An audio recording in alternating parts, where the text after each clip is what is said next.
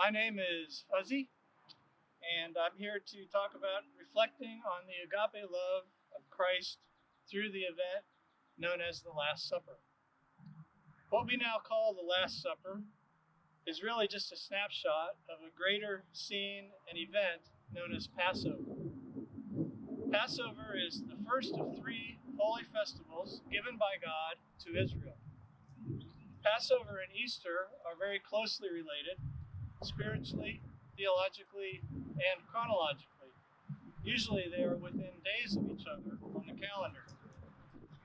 Our scripture reference for this meditation is the Gospel of Luke, chapter 22, verses 17 through 20. But it may interest you to know, if you don't already, that the Gospels of Matthew and Mark also record this snapshot in time. I suggest taking the time at some point to read Matthew 26, 17 through 30, and Mark 14, 22 through 26, along with Luke 22, 7 through 39, in order to get a harmonized picture of this special event. The Gospel of John also records this event, but the author chose to leave out the details already reported by the other authors and focus on the words of encouragement and instruction Jesus spoke to his disciples during that last Passover. With a view to perhaps improve or at least enhance your understanding of and appreciation for what is happening in these gospel narratives, please allow me to share a few details regarding a typical Passover Seder, or order of events. If you have already heard our sister Luann give her presentation on the foot washing, it may interest you to know that this act of foot washing by Jesus actually followed the traditional ritual hand washing done while seated at the Passover table. Also, this action by Jesus was quite unexpected and unprecedented, not a part of the traditional Passover activities. But our particular focus here is with the bread and the wine. The bread spoken of is not just any bread, and the cup spoken of is not just any cup of wine.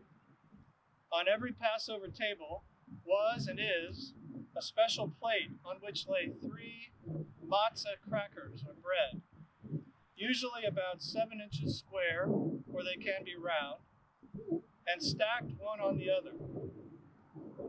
Matzah is a Jewish bread containing no yeast so that it doesn't rise, usually perforated and striped with dark lines where it lay cooking on a hot surface.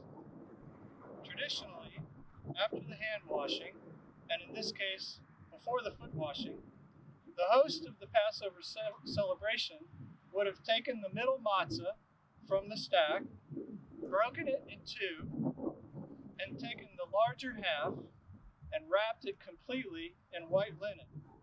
Then he hides it out of sight.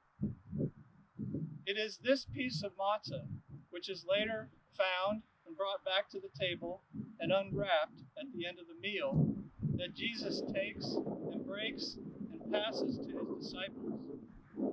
As Luke 22:19 says, quote, "And when he has taken the bread, giving thanks, he broke it and gave it to them, saying, 'This is my body, which is given for you all.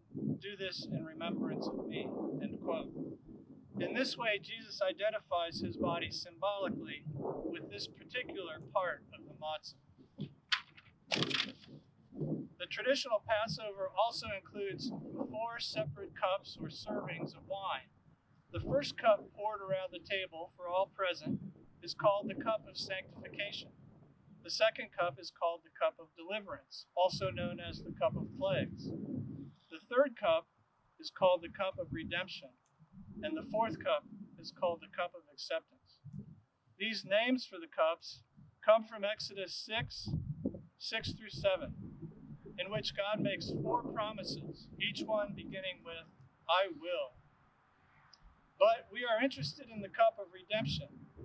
It is this third cup and the wine within which Jesus identifies symbolically with the new covenant being established in his blood, as the text reads, and I quote, "And in the same way, he took the cup after they had eaten, saying, 'This cup which is poured out for you is the new covenant in my blood.'"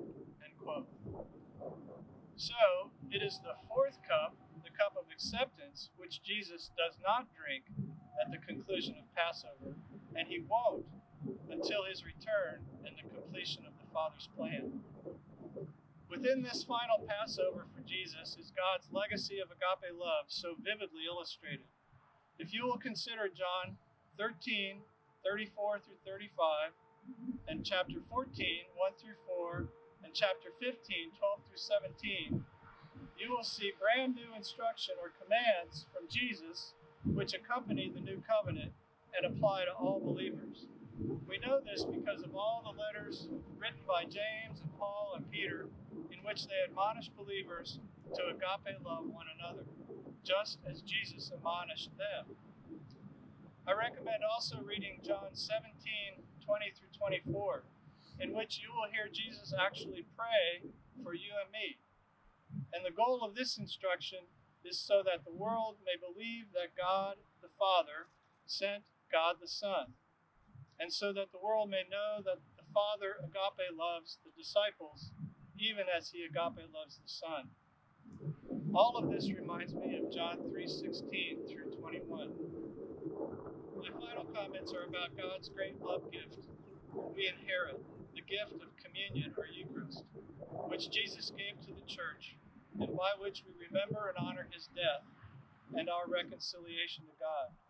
I think it was intended to, and therefore should, serve as a great unifier among believers all over the world.